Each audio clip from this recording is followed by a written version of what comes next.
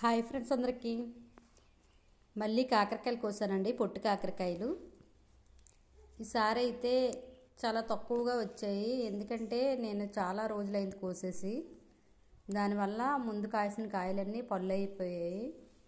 పళ్ళు అయిపోవడం వల్ల తక్కువ కాయలు వచ్చాయి. చాలా వెతికి వెతికి ఏరాలన్నమాట ఇవి.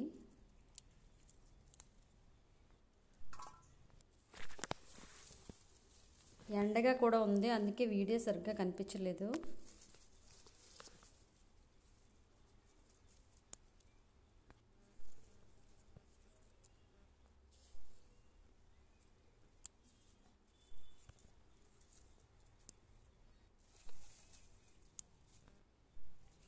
కాయ అయితే అదే సైజు అవుతుందండి, ఇంకంతకన్నా పెరగదు. ఇవైతే కోసిన రోజే కొయ్యాలి, కోసిన రోజే వండుకోవాలి, నెక్స్ట్ రోజు వండుకోకూడదని ముందు వీడియోలో చెప్పాను. ఎందుకు అలా చెప్పానంటే, ఇవి ఈరోజు కోస్తే రేపటికి పళ్ళు అయిపోతాయి. అదే పాదు వదిలేస్తే ఏమీ అవ్వవు, కానీ మన ఇంట్లో కానీ పెట్టుకుంటే వెంటనే పళ్ళు అయిపోతాయి. చూడండి పండు లోపల ఎలా ఉందో, సేమ్ మన కాకరకాయ ఎలా ఉంటుందో అలాగే ఉంటుంది. టేస్ట్ కూడా అలాగే ఉంటుంది. కాకపోతే దానికి కొంచెం చేదు ఎక్కువ ఉంటుంది, దీనికి చేదు తక్కువ ఉంటుంది అంతే. కొయ్యడం కూడా చాలా కష్టం, వండుకునేటప్పుడు మనం కోసుకునేటప్పుడు కూడా చాలా కష్టంగా ఉంటుంది. కానీ కోసేసాక వీటిని చూస్తే చాలా హ్యాపీగా అనిపిస్తుంది.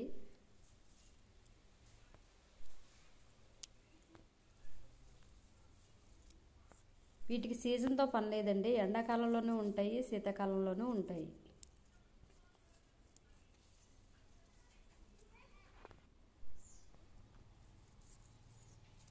అస్సలు సరిగ్గా కనిపించవు. ఈరోజు కోసేసి రేపు మామూలుగా గార్డెన్లో తిరిగామనుకోండి, రేపు ఇంకొన్ని కనిపిస్తాయి అన్నమాట.